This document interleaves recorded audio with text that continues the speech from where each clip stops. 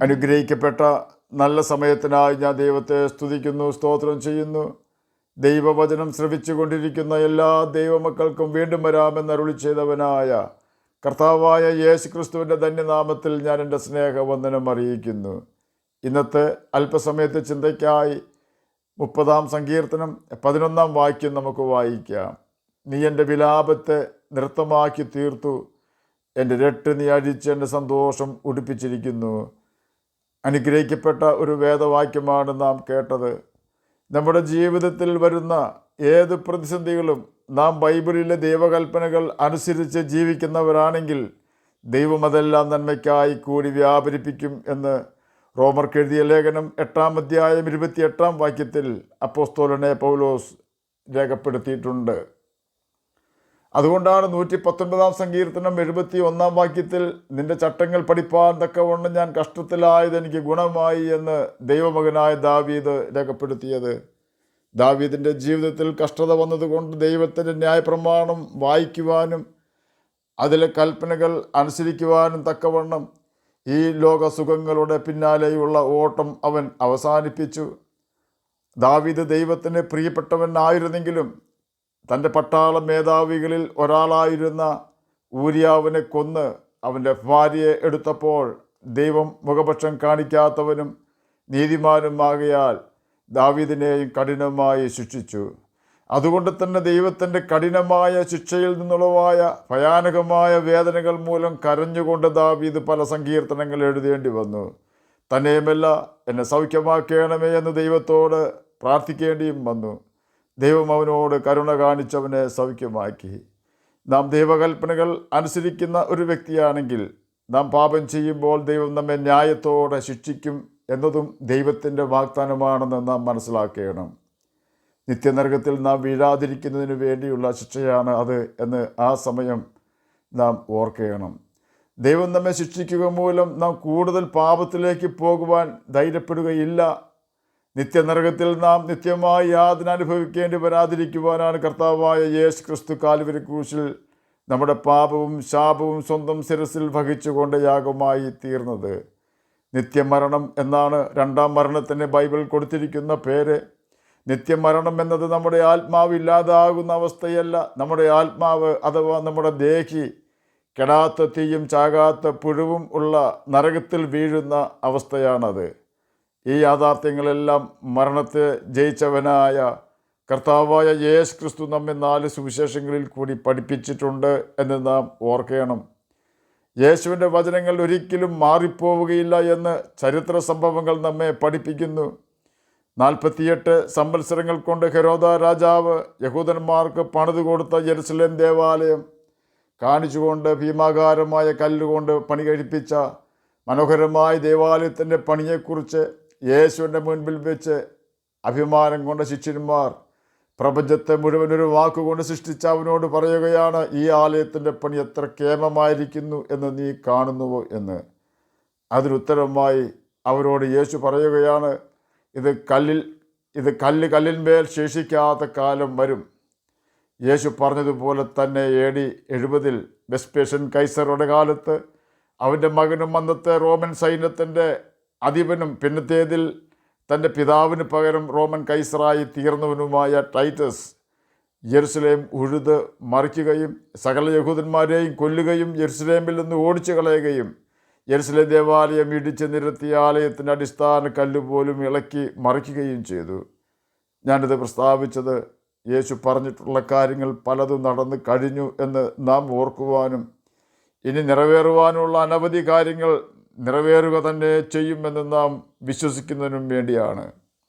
ക്ഷണികമായി നമ്മുടെ ഈ ഭൂമിയിലെ വാസം അവസാനിപ്പിക്കുന്ന മരണം ഏതു നിമിഷവും നമ്മെ പിടികൂടാം. ആകയാൽ സദാസമയം നാം പാപത്തിൽ വീഴുന്നില്ല എന്ന് ഉറപ്പ് വരുത്തുവാനായി ബൈബിൾ വായിക്കുകയും അതിലെ കൽപ്പനകൾ കണ്ടെത്തി അനുസരിക്കുകയും ചെയ്തുകൊണ്ട് ദൈവസ്നേഹത്തിൽ വസിക്കേണ്ടത് അത്യാവശ്യമാണ്. നമുക്ക് ദൈവം തരുന്ന അവസരങ്ങൾ ദൈവനാമ മഹത്വത്തിനായി പ്രയോജനപ്പെടുത്തുകയും ദൈവം തരുന്ന എല്ലാ നന്മകളിലും സന്തോഷിക്കുകയും ചെയ്യുമ്പോൾ നമ്മുടെ സന്തോഷത്തിൽ പങ്കുകൊള്ളുവാൻ യേശുവിന് അവസരം കൊടുക്കണം. യേശു സന്തോഷിക്കുന്നത് അവൻ്റെ പ്രമാണങ്ങൾ നാം അനുസരിക്കുന്നതിലാണെന്ന കാര്യം നാം മറന്നു പോകരുത്. പ്രമാണം വിട്ടുപോകുന്ന ഒരു സന്തോഷത്തിൻ്റെയും പിന്നാലെ നാം പോകരുത് എന്ന് സാരം. ദൈവത്തിലും അവൻ്റെ കൽപ്പനകളിലും നാം സന്തോഷിക്കുവാനാണ് കർത്താവായ യേശു ക്രിസ്തു കാൽവരി ക്രൂശിൽ നമുക്ക് വേണ്ടി മഹാപാപപരിഹാരയാഗമായി ക്രൂശിക്കപ്പെട്ട് മരിച്ചത്. നാം മരിച്ചാലും വീണ്ടും ഉയർക്കുമെന്ന് നാം മനസ്സിലാക്കുന്നതിന് വേണ്ടിയാണ് കർത്താവായ യേശു ക്രിസ്തു മരിച്ചു 3-ാം ദിവസം ഉയർത്തെഴുന്നേറ്റത്.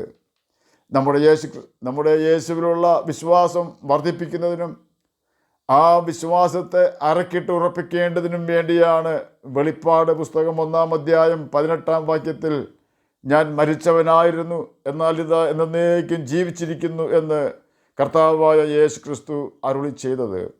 ഇത്രയും കാര്യങ്ങൾ ഞാൻ പ്രസ്താവിച്ചത് കർത്താവായ യേശു ക്രിസ്തു മരണത്തിന് ശേഷം എന്തെല്ലാം നടക്കുമെന്ന് പറഞ്ഞതും നരകത്തെക്കുറിച്ച് പഠിപ്പിച്ചതും സത്യമാണ് എന്ന കാര്യം നാം മനസ്സിലാക്കുന്നതിന് വേണ്ടിയാണ്. ആകയാൽ നാം യേശുവിൻ്റെ വാക്കുകളും കൽപ്പനകളും അലക്ഷ്യമാക്കാതെ യേശുവിൻ്റെ കൽപ്പനകൾ അനുസരിച്ചുകൊണ്ട് തന്നെ ജീവിക്കണം. നമ്മെ പാപ ലോകത്തിൽ നിന്നും ദൈവം വിളിച്ചു വേർതിരിച്ചത് ഏദൻ തോട്ടത്തിൽ വെച്ച് അനുസരണക്കേട് കാണിച്ച് ദൈവമഹത്വം നഷ്ടപ്പെടുത്തി കളഞ്ഞ ആദാമിനും ഹവ്വായ്ക്കും നഷ്ടപ്പെട്ട ദൈവമഹത്വവും നീതിയും വിശുദ്ധിയും തിരികെ പ്രാപിക്കുവാനാണ്. ദൈവത്തോടുള്ള അനുസരണക്കേടിനാൽ ആദാമിനും ഹവ്വായ്ക്കും ദൈവമഹത്വം നഷ്ടമായെങ്കിൽ നാം യേശുക്രിസ്തുവിനെ അനുസരിക്കുന്നതിനാൽ നമുക്ക് ദൈവത്തിൻ്റെ വിശുദ്ധിയും മഹത്വവും തിരികെ പ്രാപിക്കുവാൻ സാധിക്കും. ആകയാൽ നമ്മുടെ ഏത് സന്തോഷവും ദൈവം അംഗീകരിച്ച സന്തോഷമായിരിക്കുവാൻ നാം ഉത്സാഹിക്കുകയും അതിനായി ബന്ധപ്പെടുകയും ചെയ്യുകയും നമ്മുടെ സന്തോഷങ്ങളിൽ കർത്താവായ യേശു ക്രിസ്തുവിന് പ്രഥമസ്ഥാനം കൊടുക്കുകയും ചെയ്യണം എന്ന കാര്യം നാം മറന്നു പോകരുത്.